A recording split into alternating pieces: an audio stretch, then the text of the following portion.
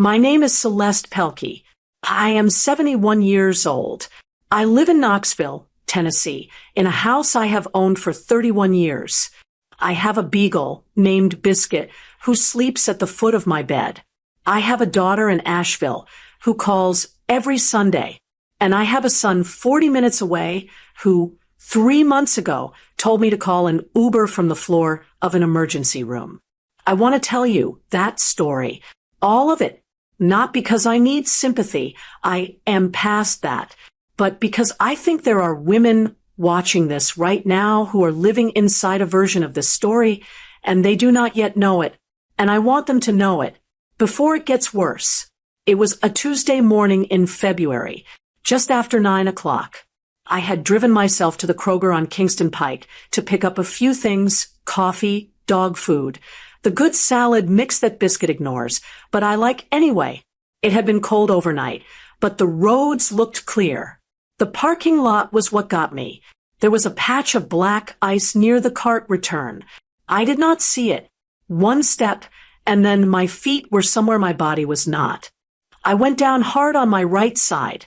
My right hip took the full impact of the fall, and my left wrist caught the concrete when I tried to stop myself. I heard a crack. I knew immediately that something was very wrong. I lay there on that cold concrete in the Kroger parking lot for what felt like a very long time. A young man, a college student, I think maybe 19, appeared above me and said, "Ma'am, don't move. I'm calling 911. I told him, thank you. I told him not to worry. My voice was steady. Women of my generation are trained to be steady when everything is falling apart. The ambulance came. The paramedics were kind. They got me onto a stretcher and into the back of the unit. And as we pulled out of the parking lot, I thought, I need to call Ivan. Now, I want you to understand what I mean when I say Ivan is my son. I mean the person I stayed up nights for when he had earaches at age 4. I mean the person whose baseball games I attended in the rain for 6 consecutive seasons. I mean the person for whom I drove 3 hours to Louisville when his apartment flooded during his first year out of college. I mean the person I have loved longer than I have loved anyone except Anthony. And Anthony has been gone since 2018. Ivan answered on the second ring. Mom, what's going on? It's Tuesday morning. I told him what happened. I said the words clearly. I fell on the ice. I am in an ambulance. I think I have broken my hip. I am going to UT Medical Center. There was a pause. In that pause, I heard Pamela's voice, quiet in the background. I could not make out the words, but I know the rhythm of a wife consulting her husband. Then Ivan came back. He said, Mom, we're both at work. Can you maybe call Janelle next door? Or is there like someone who can sit with you? And then after they release you, you could maybe call an Uber home. I want you to really hear that. My son, 40 minutes away, his mother, in an ambulance with a suspected broken hip. And his solution was, call the neighbor, or call an Uber home after. I said, Ivan, I am not being released today. I may need surgery. I need you. Another pause. Okay, keep us posted. Love you. He hung up. The ambulance pulled into the UT Medical Center emergency bay. The paramedics wheeled me inside. A nurse named Sharon took my information and started my chart and asked me who my emergency contact was. I said my son, Ivan Pelkey, and gave his number. She asked if he had been notified. I said yes. She nodded and wrote it down, and I never heard her mention him again. The x-rays showed 2 injuries, a femoral neck fracture. That is a break in the narrow part of the thigh bone just below the ball of the hip joint, and a distal radius fracture in my left wrist. The orthopedic surgeon on call, Dr. Marcus Arnold, came in and explained that the hip would require surgical repair, a procedure called dynamic hip screw fixation. He scheduled it for the next morning. I called Ivan from my hospital room that first evening. He did not answer. I left a voicemail. I told him I was in room 318, that surgery was scheduled for 8 the next morning, and that I would love to see him if he could manage it. He texted back an hour later. "Okay, Mom, hope it goes well. Keep us posted." I put my phone face down on the hospital tray table and looked at the ceiling for a long time. Surgery was the next morning. I was in recovery by noon. My neighbor Janelle Greer, bless that woman, had driven up to the hospital on her own initiative when I had texted her what was happening, and she was in the waiting room when they brought me out. She held my hand. She bought me a cup of orange juice from the cafeteria. She sat with me for 3 hours. Ivan came on day 4. He came alone. Pamela did not come at all, not once in 6 days. He stayed 45 minutes. He asked how I was feeling. I said sore and tired. He looked at his phone twice. He said he had a conference call at 4. He hugged me carefully around my shoulder, and he left. I watched him walk down the hallway, and I thought something I had been trying not to think for a long time. I thought, when did I become an inconvenience to my own child? I was in that hospital for 6 days. I had surgery, physical therapy evaluations, occupational therapy, pain management, wound checks, and more forms to sign than I had seen since I bought the house. Through all of it, my neighbor Janelle came 3 times. My daughter, Ruth, and drove up from Asheville on day 3 and stayed until day 5. And Ivan came once for 45 minutes on day 4. On day 6, I was discharged. The hospital called Janelle to pick me up because I had listed her as a backup contact 2 years prior. She came. She loaded me into her car, drove me home, helped me up the porch steps, put my medications in a row on the kitchen counter with a glass of water next to each one, and made me a bowl of tomato soup. Ivan did not call that evening to ask if I had made it home. 3 days after I got home, I went to the mailbox. And what was inside that mailbox changed everything. I need you to stay right here with me, because what I found in that mailbox and what I did next, this is not just my story. I have a feeling it might be yours too. Drop the word Knoxville in the comments if you are with me. Let me see how many of us there are. Before I tell you what was in that envelope, I want to tell you who I am, because the story only makes sense if you know the person it happened to. I was born in Harlan, Kentucky in 1953, the second of 4 children. My father, Roy McIntyre, worked underground in the coal mines from the time he was 19 until his lungs gave out at 58. My mother, Edna, cleaned houses 3 days a week and raised us on the other 4. We lived in a small house on a gravel road where the mailbox leaned to the left, and my father kept propping it back up every spring without ever replacing it. He was that kind of man. Fix what you have. Don't complain about what you don't. I learned to cook at 10 and to keep a household budget at 12. My mother wrote every purchase in a small brown notebook she kept in her apron pocket. Every can of soup, every pair of socks. She knew exactly what came in and exactly what went out, and she never let those 2 numbers get crossed. That notebook is one of the things I think about most when I think about her. I was the first person in my family to finish 4 years of college, graduated from Eastern Kentucky University in 1975 with a degree in education. My parents drove 3 hours to see me walk across that stage. My father wore his one good suit. My mother cried. I have a photograph of the 3 of us on the steps of the gymnasium. I look at it sometimes when I need to remember where I came from. I married Anthony Pelkey that same year, 3 weeks after graduation. We got married at First Baptist Church in Harlan with 63 people and a sheet cake my mother made the night before from a yellow cake mix and canned frosting. Anthony wore a rented tuxedo that was a little short in the sleeves, and he looked at me like I was the best thing he had ever seen. After 43 years, I can still see that look. We moved to Knoxville in 1978. Anthony had been offered a floor manager position at a manufacturing plant in North Knoxville. It was a good job, steady, honest work.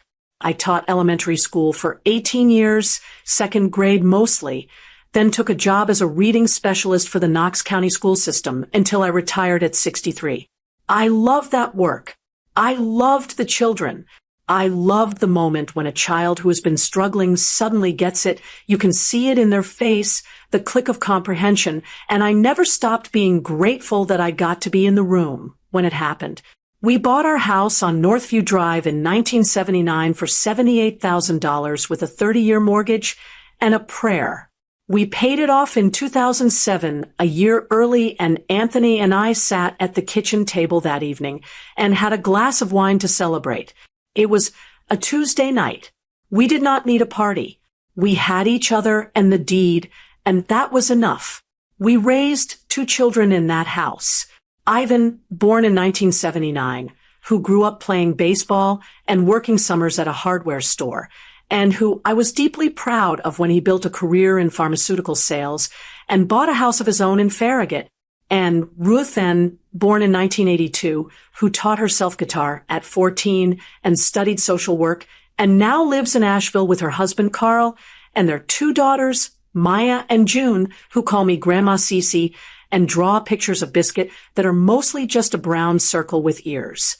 Anthony died of a heart attack in November 2018. He was 68. We had been at home, just a regular Thursday evening, watching the news.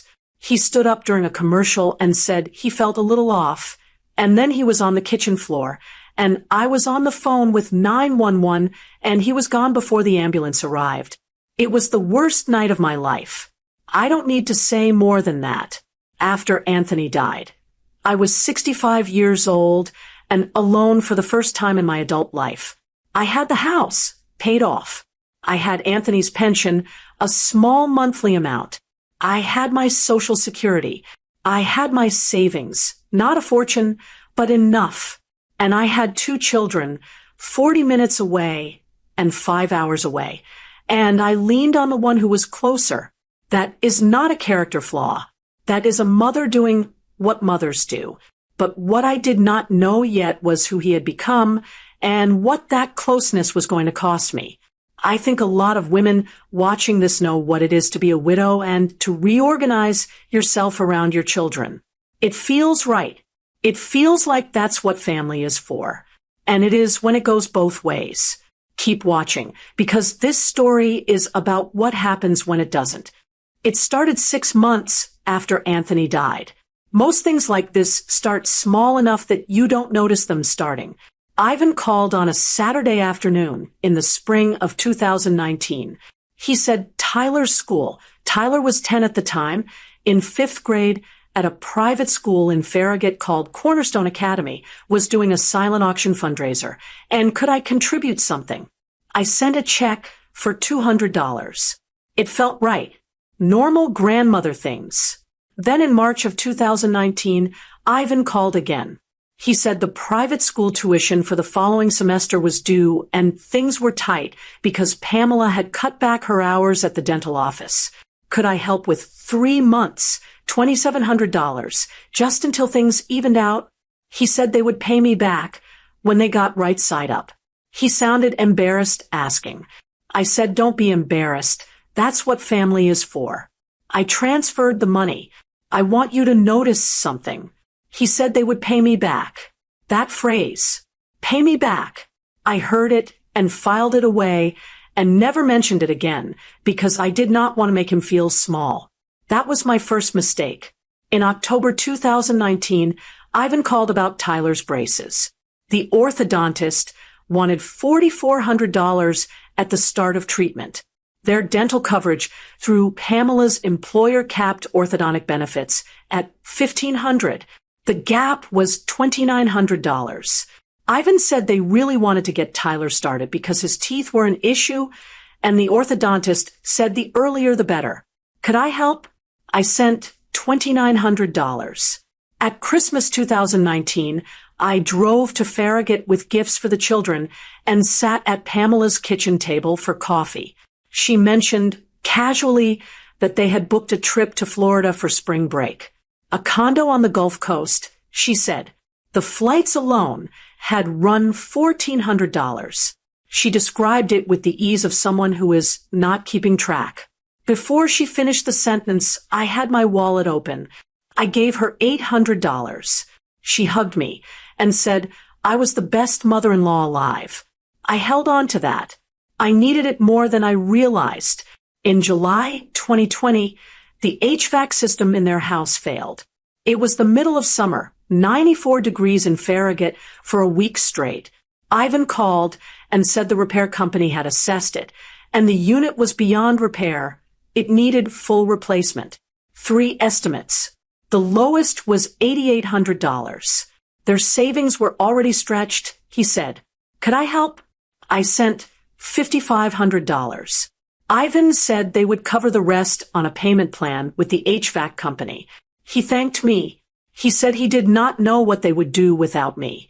In November 2020, Tyler needed a laptop for school.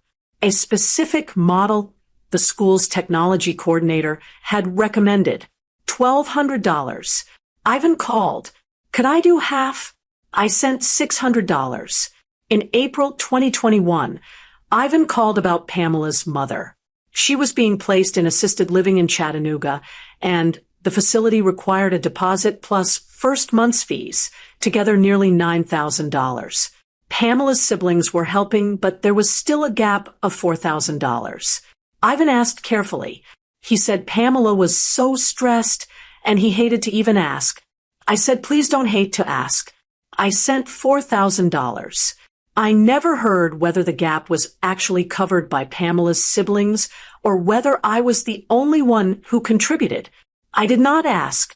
In June 2021, Ivan called about storm damage to their roof. A line of severe thunderstorms had come through in May. Their homeowner's insurance was covering a portion, but there was a deductible and some items the adjuster had declined. The roofing contractor's estimate for the uncovered portion was $6,200. Could I help? I sent $6,200. In September 2021, Grace, who was 8 and had been taking dance for 2 years, was moving to a competition dance company. The fees were higher, the costumes more expensive. Ivan sent me an itemized list by text. Costume fees, competition registration, new dance bag. Total, $340. I sent it. That same fall, I paid for a set of tires on Ivan's car when he said his were down to the wire and he couldn't swing it that month. $480. In August 2022, Pamela was required to complete a continuing education course to maintain her dental hygienist license.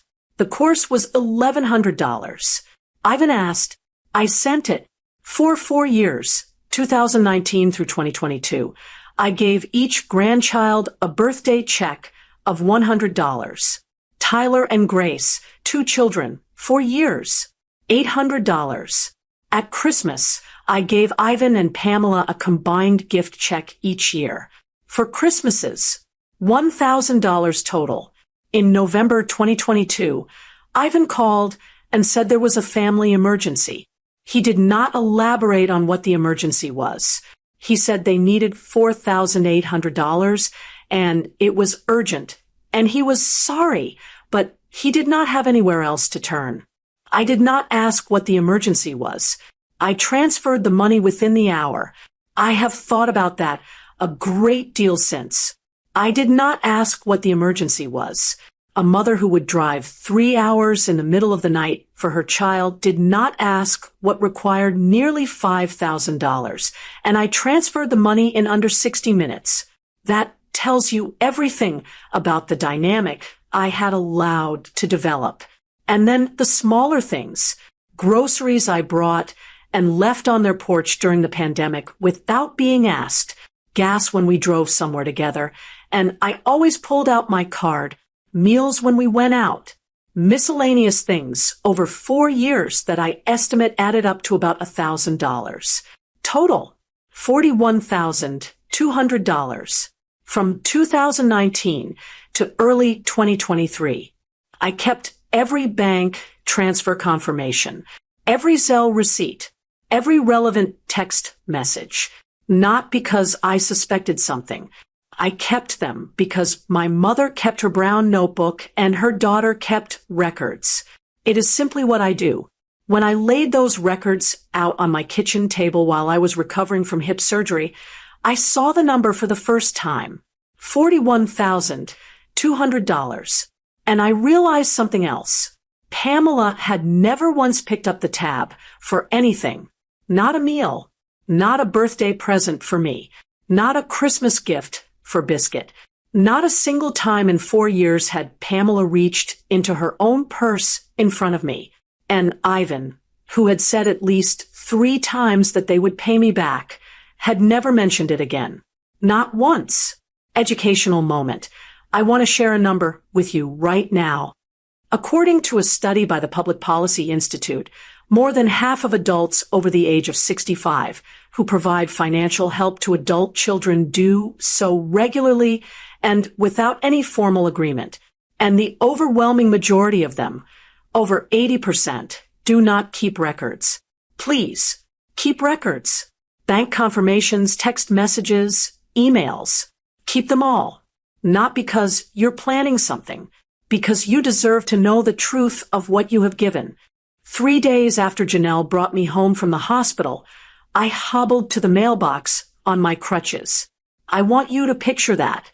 A 71-year-old woman in a house shoe on one foot and a surgical slipper on the other, both hands on the crutches, moving very slowly down 3 porch steps and across 12 feet of driveway to get her own mail.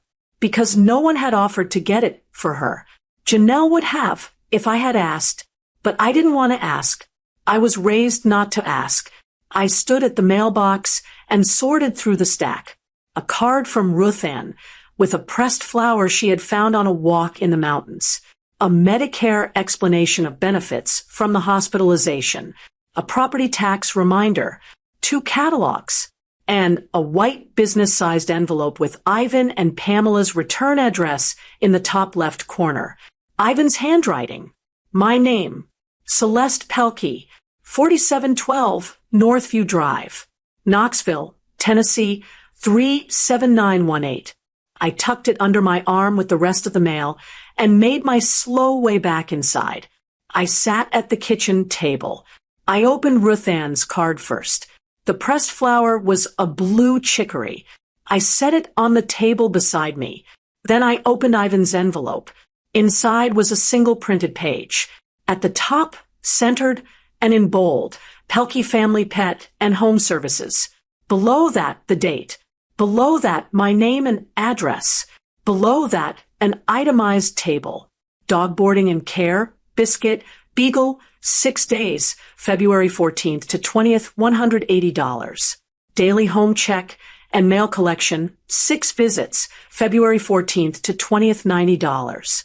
Coordination and administrative fee, $35. Total amount due, $305.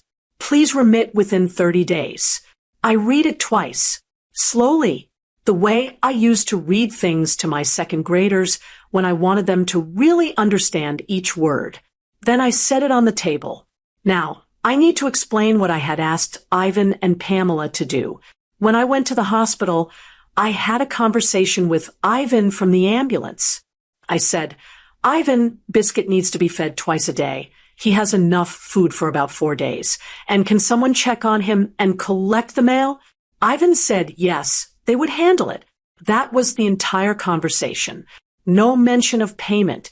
No mention of a fee schedule. No mention of Pelkey Family Pet and Home Services. A business that, I can assure you, did not exist before this invoice. When Pamela had texted me a photo of Biscuit on day 2, sitting on their couch with a chew toy, I had said, thank you, and meant it.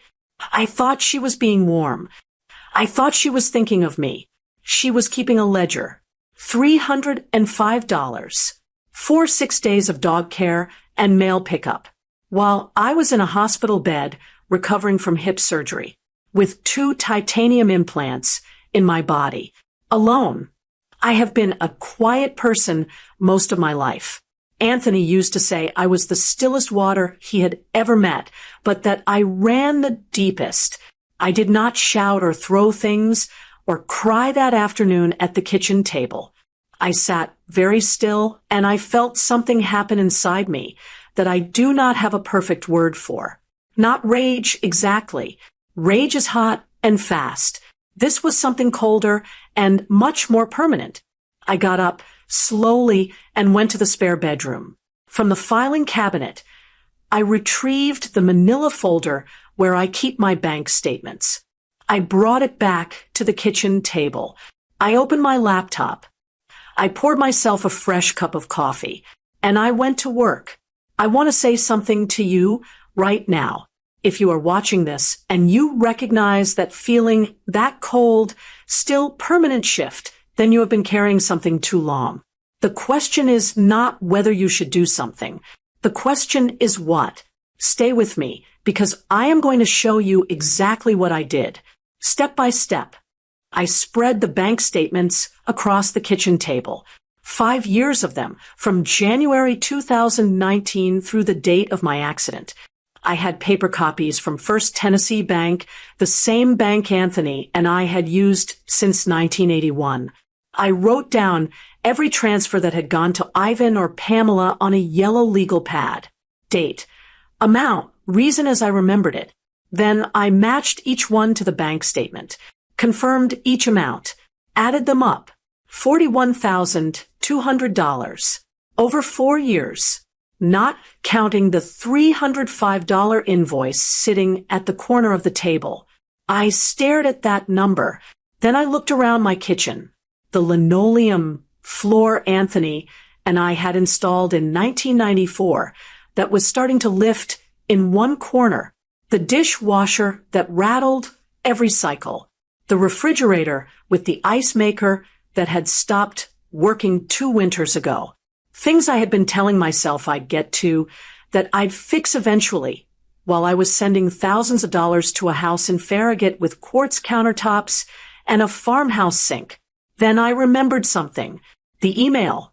In the spring of 2022, Ivan and I had been coordinating a plan for Thanksgiving. He had emailed me a thread with various messages in it, trying to nail down dates. In the middle of that thread, buried in a reply chain, was a forwarded bank notification from his credit union. It had been an accident. He was threading too many things together and copied in the wrong message. I had noticed it at the time and thought nothing of it, but I had not deleted it. I went to my email and searched for it, found it in about 3 minutes. The notification read, deposit received, $14,500. External transfer from Hartwell Investment Group. The date was March 11th, 2022. 2 weeks before Ivan had called me to say he needed $480 for his car registration because they were short that month. He had received $14,500 from an investment account. Then, 2 weeks later, called me to say he could not cover a car registration. I printed the email. I printed all of my bank statements. I printed every text message exchange by taking screenshots and sending them to my own email from my phone, then printing them from my laptop. I put everything into a new manila folder and labeled it with a piece of tape. Then I called Janelle Greer and asked if she happened to know any attorneys. Janelle's nephew, Roger Hartfield, had retired from a family law practice in Knoxville after 30 years. He was 67 now, mostly consulting, but he still took clients on a selective basis. Janelle made a phone call. Roger agreed to meet with me. His office was on the 2nd floor of a brick building on Kingston Pike, 3 miles from my house. He had white hair, bifocals, a desk covered in organized stacks of paper, and the manner of a man who has spent 3 decades listening to things that cannot be unsaid. He was exactly who I needed. I laid the documents in front of him. He read through them in order, without rushing, making occasional notes on a yellow pad. When he finished, he set his pen down and looked at me. He said, "Mrs. Pelkey, do you understand what you have here?" I said I had some thoughts, but I wanted to hear his assessment. He said this. In the state of Tennessee, a legal doctrine called unjust enrichment allows a person who has provided a benefit to another, money, property, services, to seek compensation when it would be unfair for the other party to keep that benefit without paying for it. This doctrine does not require a written contract. It does not require that you said the words, "I expect repayment." It requires three things: that you provided something of value, that the other party received and kept it, and that under the circumstances, allowing them to keep it without compensation would be unjust. I must say, your documentation was unusually thorough. The text messages where Ivan had said they would pay me back were significant. Also, pattern of requests, regular, specific, following a period of family vulnerability after your husband's death, was relevant to the question of whether you've been exploited. Then he said, "There's something else I want to flag." He explained a term I had not encountered before: undue influence. In Tennessee, when a person in a position of trust and an adult child is legally considered in a position of trust with an elderly widowed parent, uses that position to obtain money or property through pressure, manipulation, or emotional coercion, the transfers can be challenged, even without a signed agreement. He said, "The pattern here is consistent with financial exploitation of an elder. That doesn't mean we file a criminal complaint first. Civil recovery is typically faster and more directly useful to you, but I want you to know that both avenues exist. I recommend starting with a formal demand letter. Give them the opportunity to respond before we file. Courts like to see that." I agreed. And then I told him about the group chat. Educational moment. Here is what I learned from Roger Hartfield that I am going to share with you right now, free of charge. If you have given significant money to an adult child over a period of years following their requests, and they have said things like, "We'll pay you back," or "This is an investment," or "You're part of the family plan," those words matter legally. They are not just phrases. They are representations. Document everything you can remember. Write it down today and talk to an attorney who handles elder financial cases. Most offer a free first consultation. You deserve to know where you stand. While I was at my kitchen table going through bank statements, and while I was at Roger Hartfield's office going through my documentation, Pamela was not idle. She was building something. On the fourth day after I came home from the hospital, my phone buzzed with a notification. Ivan had added me to a group text.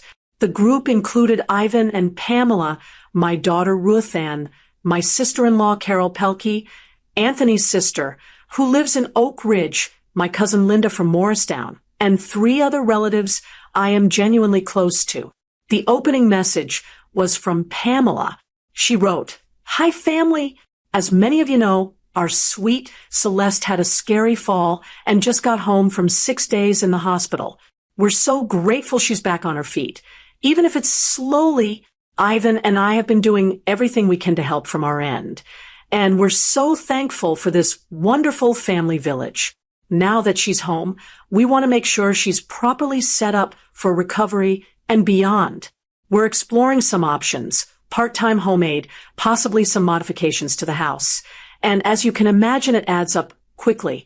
If anyone would like to chip in, we're in the process of setting up a GoFundMe for mom's care and recovery. We'll share the link as soon as it's live. Ivan and I will personally match whatever the family raises, up to $500. Every little bit helps. So much love to all of you." I read that message 4 times. Then I put my phone down, and I thought very carefully before I did anything. Let me tell you what was in that message. First, Pamela wrote that she and Ivan had been doing everything they could to help. She had not come to the hospital once. Ivan had come once for 45 minutes. She had texted 1 photo of Biscuit and sent a $300 invoice. Second, no one had asked me whether I wanted a homemade or house modifications. No one had consulted me about any of this.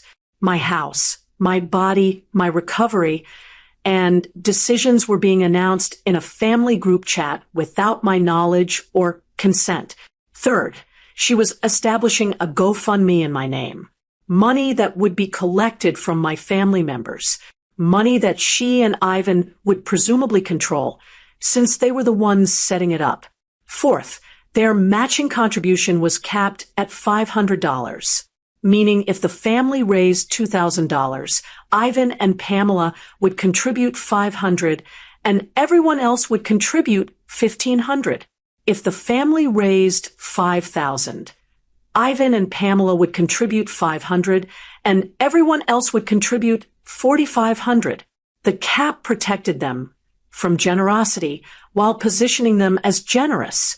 I took a screenshot of the message immediately. I sent it to my own email. Then I put my phone down and called Roger Hartfield's office and left a message saying I had a development to discuss. Within 12 minutes, Ruth then called. Mama. That was all she said at first. Just Mama. In that one word, I heard 5 hours of worry and 3 hours of driving, and all the ways she had been paying attention to things I had dismissed. She said, "Did you know about this? Did you agree to a GoFundMe?"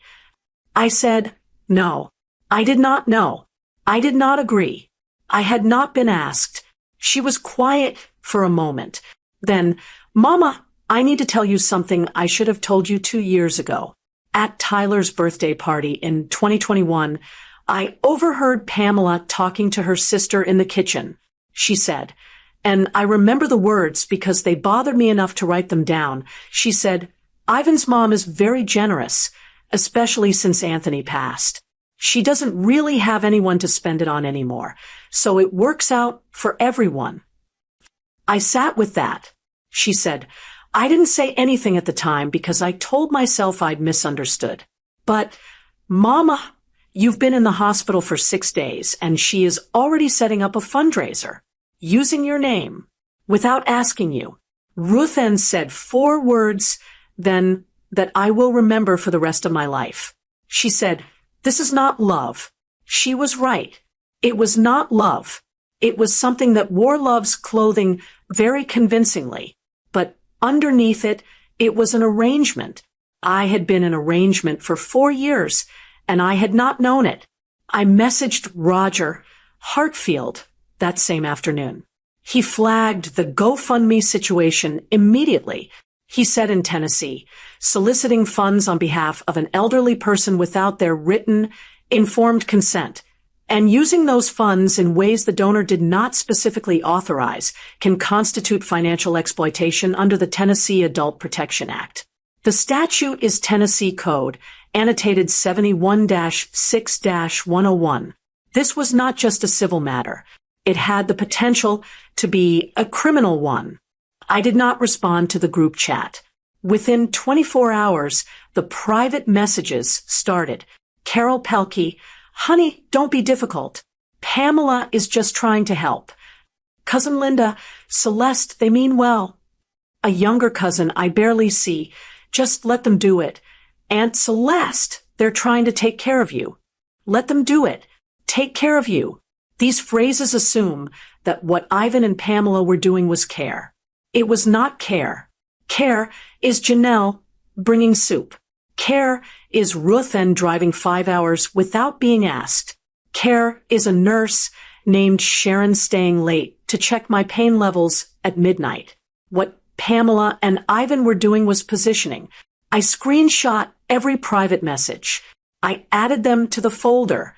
Important warning. I want to stop and speak directly to you. If this is happening in your life right now, if a family member is setting up a fundraiser, a care fund, a shared account, or any financial arrangement in your name without your explicit, informed voluntary agreement, that is a warning sign. Before you agree to anything, talk to your own attorney, your own financial advisor, or reach out to any elder care locator around you. They can connect you with local resources. Your money is your money. Your name is your name. Don't let anyone use either one without your permission. 2 weeks after I received the invoice, when I could move around the house without the crutches for short distances, I called Ivan Sunday afternoon. I asked if he and Pamela could come to dinner the following Saturday. I said I needed to talk through some things, and I thought face-to-face was better than the phone. He said, "Sure, Mom." No hesitation. He probably thought I was going to ask about the GoFundMe. He probably thought he and Pamela were about to manage me into cooperating. That is the thing about people who have underestimated you for years. Their assumptions become their liability. I spent that week preparing, not in the way you might think. I was not rehearsing speeches. I was organizing. I arranged the documents in chronological order. I made a second copy of everything for Roger's files. I timed how long it took me to read the list of transactions out loud, speaking at a normal pace, the way I used to read to my second graders. 11 minutes. I practiced until my voice was level throughout. On Saturday, I made pot roast with carrots and potatoes because that was Anthony's recipe, and it meant something to have it on that table. Not sentimentality, grounding. I needed to feel like myself, and pot roast on a Saturday in my own kitchen was as much myself as I have ever been. They arrived at 6. Pamela brought a bottle of white wine. She was wearing a nice blouse. She hugged me carefully around the shoulder, mindful of the injury.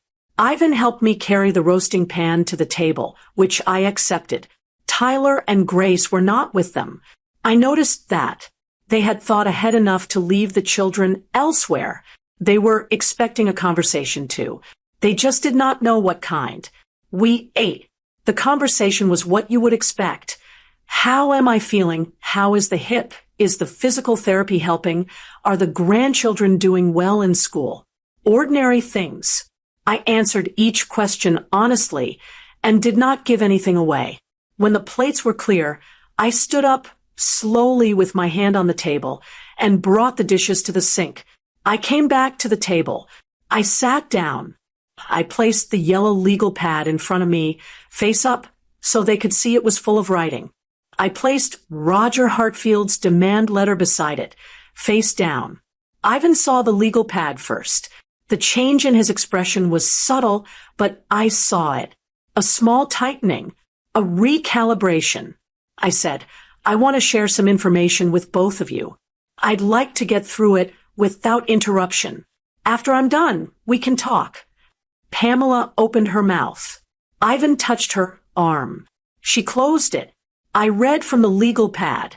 Every transfer, every date, every amount, every context. School tuition, March 2019.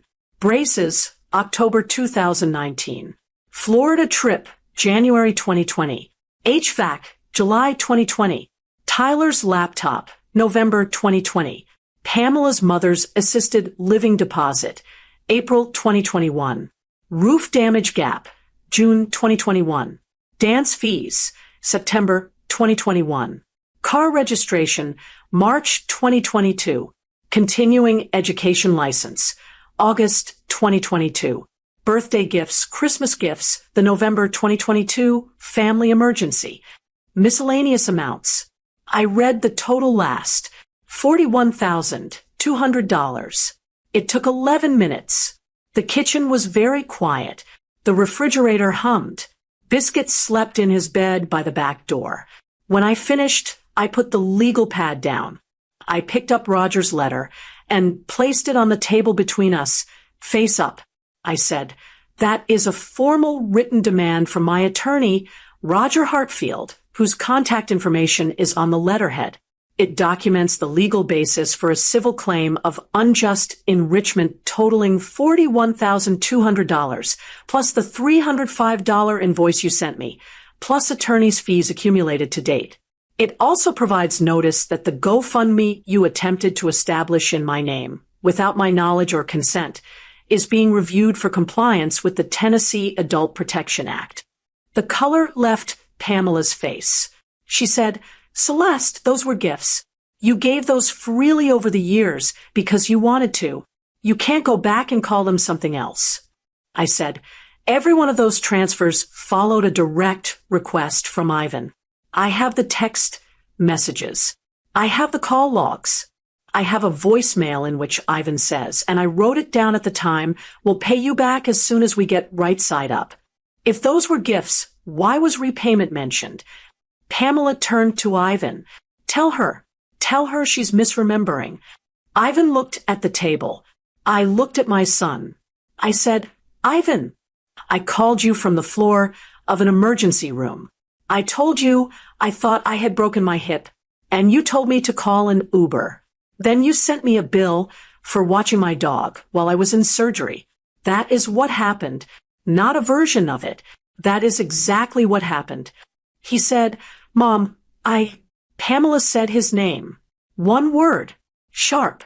Offense." He closed his mouth. I said, "You have 30 days to respond to the demand letter. Roger's office number is at the top of the page. I am hopeful we can resolve this without going to court. But I want to be clear, I am prepared to if necessary." I stood up, slowly, hand on the table. I walked to the front door with my cane and opened it. I held it. Pamela walked out without looking at me.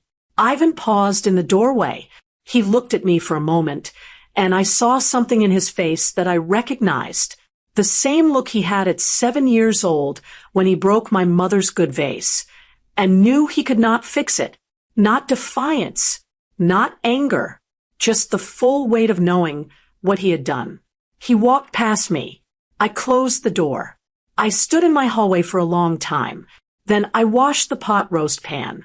Then I sat in Anthony's chair in the living room, and I talked to him the way I do sometimes when I need to say things out loud. I said, "Anthony, I think I finally did it. I think I finally stopped being quiet when I should have spoken." Biscuit put his head in my lap. I sat there until the street light came on outside. I want to say this clearly. That dinner was not revenge. I have thought about that word a lot. What I did was not revenge. Revenge is about making someone else feel pain. What I did was about making sure the truth was said in the same room where it had been ignored for years. There is a difference. And when you know the difference, you can act from a clear place, not from anger, from truth. Ivan and Pamela did not respond to the demand letter in 30 days. They did not respond in 35 days. On day 38, Roger Hartfield filed a civil complaint in Knox County Circuit Court. The complaint alleged unjust enrichment and sought recovery of $41,200 plus $305 for the invoice, plus attorney's fees and court costs. It was filed with every document I had gathered: the bank transfer records, the printed text message exchanges, the email with the investment account deposit, the demand letter, and its lack of response. Roger also filed a separate report with the Department of Human Services, Adult Protective Services Division, regarding the attempted GoFundMe. He included a copy of Pamela's group chat message and the screenshots of the follow-up messages pressuring me to cooperate. Let me explain these two processes separately because I think this is valuable information for every woman watching. The civil lawsuit is a case in court where one private party, me, asks a judge to order another private party, Ivan and Pamela, to pay me back money I am owed. It is not criminal. No one goes to jail in a civil case. The standard of proof is lower than a criminal case. I do not have to prove beyond a reasonable doubt. I have to show that it is more likely than not that I am owed what I claim. Roger explained the specific legal theory: unjust enrichment. The elements are 3. 1. Did I confer a benefit on Ivan and Pamela? Yes, $41,200 in documented transfers. 2. Did they accept and retain that benefit?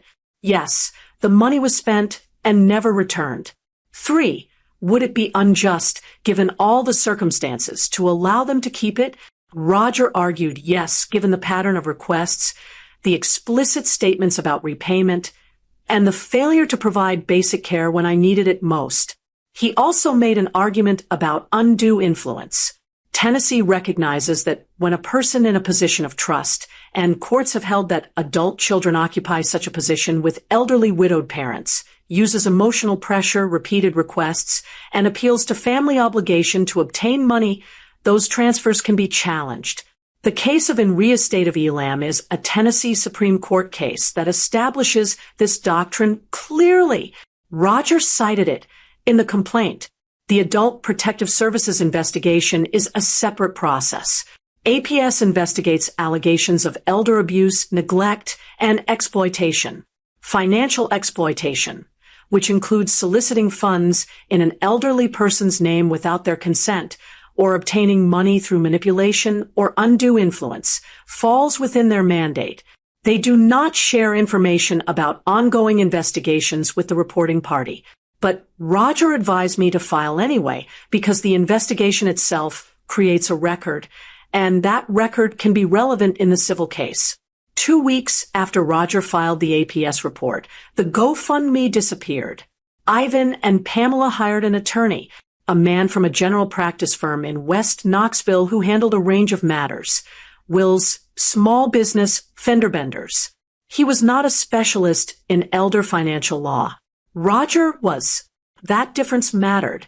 The other attorney requested our documentation in discovery. We provided it. 2 weeks later, he contacted Roger and initiated settlement discussions.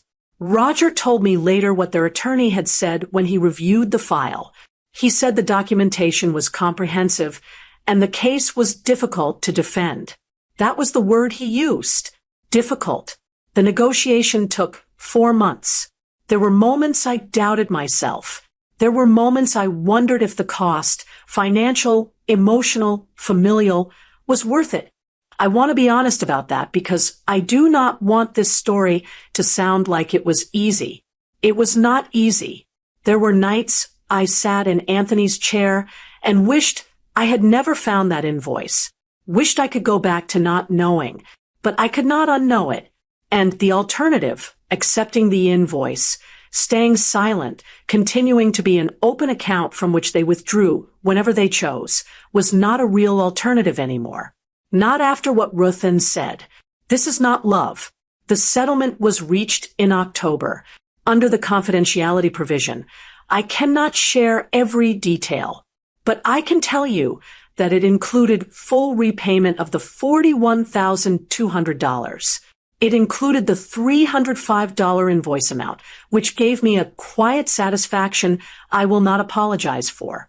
And it included a payment of $4,800 toward my legal fees. Total, $46,305. The money arrived via wire transfer on a Friday morning. I was at the kitchen table. Biscuit was at my feet. I watched the confirmation appear on my phone. I sat there. Then I called Ruthen. She answered before the first ring finished. She had been waiting. I said, "It's done." She said, "Mama." I said, "I'm okay, Ruth. I think I'm actually okay." She cried. I did not.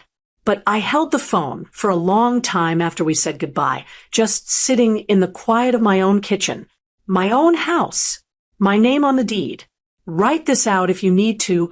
1. Keep records of any financial help you give to family members. Bank statements, text messages, emails, all of it.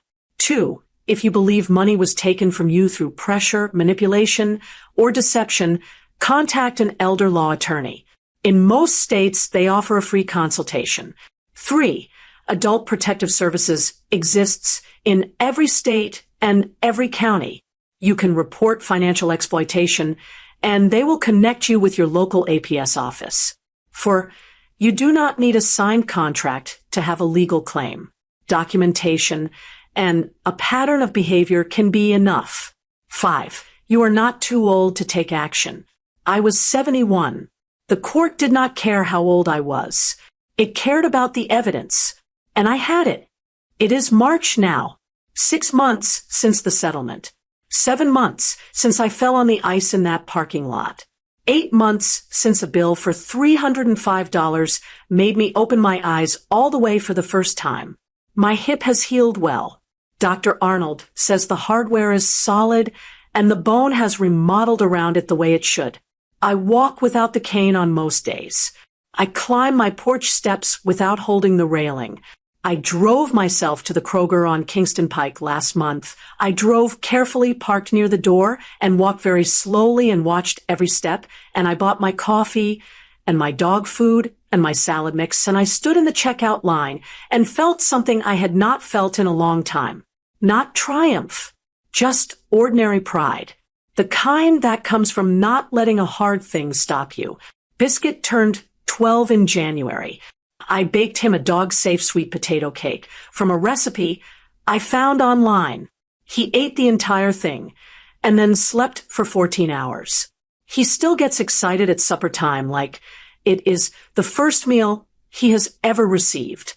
I am grateful for him every single morning. Janelle Greer brought me tomatoes from her garden in the summer. She does not know everything that happened, but she knows enough. She said to me one afternoon, sitting on my porch, "Celeste, I always thought you were the quietest woman on this street." I said, "I suppose that was true."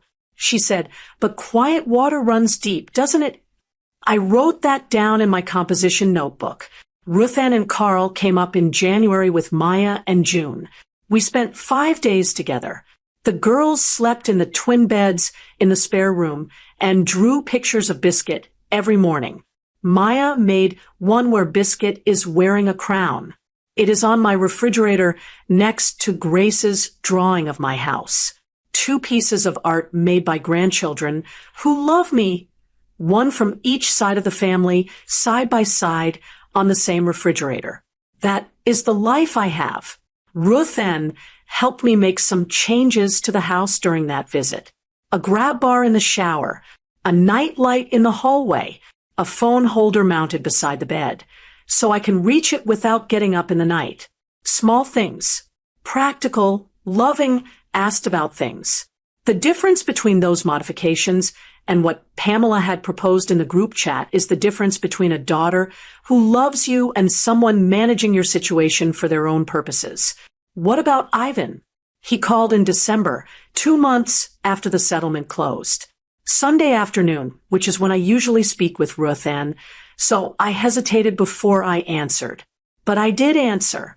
He was quiet for what felt like a full minute. Then he said, "Mom, I've been trying to figure out how to say this for months." I said, "Take your time, Ivan." He said, "I'm sorry. I know that's not enough. I know it doesn't fix the money or the hospital or any of it, but I have been thinking about the day you called me from the ambulance every single day since this happened. I think about what I said. I think about what Dad would have done." He stopped. Then, "Dad would have been at that hospital before they even got you into a room, and I told you to call an Uber."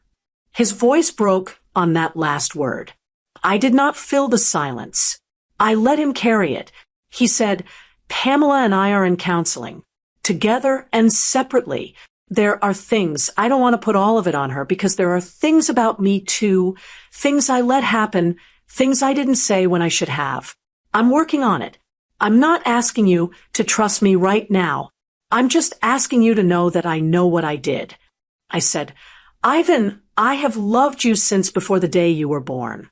I held you in that hospital, UT Medical Center, ironically enough, the same one where I just had my hip fixed. And I thought I had never seen anything so perfect in my life. That has not changed. It will not change. But you are right. Trust is different from love. And trust is earned back slowly. I don't know yet what that looks like for us. But I am not closing the door." He said, "That's more than I deserve, Mom." I said, "Probably. But I'm your mother." We have talked 3 times since then. Short calls. Careful. Like 2 people walking across a bridge they aren't sure can hold their weight, checking every step before the next one. It is slow, but it is honest. And in my experience, slow and honest is the only kind of progress that lasts. Tyler and Grace came with Ivan on a Saturday in February. They sat in my living room and ate oatmeal cookies, And Tyler told me about a project he was doing for science class about earthquakes, and Grace showed me her drawing of my house. I told them both I loved them. I meant it completely. Pamela was not there. I did not ask about her. That chapter may or may not open again someday, but I am not waiting on it. I have learned my lesson about waiting. Now, let me tell you what I know, having come through this. I know that the hardest thing about recognizing a pattern of exploitation is that you love the person doing it. This is not abuse between strangers. This is something done by people you would walk through fire for, using exactly that love as the mechanism. They know you'll say yes. They've built their lives around counting on it, recognizing that truth does not require you to stop loving them, but it requires you to stop funding their comfort at the expense of your own security. I know that women of my generation, women who were born in the 40s and 50s and raised by mothers who held things together through silence and sacrifice, we were given a story about what it meant to be a good mother and a good grandmother. The story said, give, don't count, don't complain, family first. That story is beautiful in the right hands, but in the wrong hands, it is a tool. And I was a tool for 4 years before I understood that. I know that you are allowed to keep score. You are allowed to notice when you are always the one giving and never the one receiving. Keeping score does not make you selfish. It makes you sane. And it makes you able to recognize when something has gone wrong, which is the first step to fixing it. I know that 71 years old is not the end of anything. I bought a new laptop this winter to replace the one that had started running slow. I have set up automatic backups. I reorganized my filing cabinet so that my important documents, the deed, the will, the financial records, the insurance information, are labeled clearly and in order. I have added Ruthann as a trusted, authorized user on my primary bank account, with instructions that this authority is only to be used if I am incapacitated. I did this with a banker and a notary and my own attorney present. No assumptions. No arrangements made for me without me. I know that Janelle Greer, my neighbor, is a better friend than most people I have known for decades. I brought her a plant last month, an African violet, and she cried a little. She said no one had brought her a plant in years. I thought, we are two women on the same street who nearly let the busyness of survival keep us from actually seeing each other. We are not making that mistake anymore. We have coffee on her porch on Wednesday mornings. I know that Ruthann and I are going to Vermont in October to see the fall colors. We have booked a bed and breakfast in Stowe. 2 nights, maple syrup on everything, no agenda whatsoever. I told her I wanted to sit somewhere beautiful and do absolutely nothing useful. She said that sounded like the best plan she'd heard in years. I think it might be, and I know this. That $305 invoice, typed up and mailed while I was still learning to stand up from a hospital bed, was the most important piece of mail I have ever received. Not because it made me angry, because it showed me the truth. The truth about what Ivan and Pamela had decided I was worth. The truth about how long I had allowed that valuation to stand. And the truth that I had in my kitchen drawer, a composition notebook, and a manila folder, and $41,000 of documentation that said something very different. I did not lose a son. I lost an arrangement, and I found, in the process, that I had never needed the arrangement. I needed the son, and the son, the real one, the scared, regretful one who cried on the phone in December. He is still there. We are both doing the slow work of finding out if there is something real on the other side of this. I am not waiting for anyone to decide I matter. I have known that for a long time. It just took a $305 invoice to make me act like it. If you watched this entire story, and I mean all of it from the beginning, I want you to do something for me. In the comments below, type the number 71. Just the number. So I know you are here. So I know this reached someone. And if this story reminded you of something. A check you wrote. A phone call you made that went unanswered. A moment where you swallowed something instead of saying it. A relationship where you kept giving and never stopped to ask yourself why. Share this video with one woman you love. Not to start a fight, not to point fingers, just so she knows she is not alone. Because that is what this channel is for. Real women, real boundaries, the quiet strength it takes to protect yourself when no one else is going to do it for you.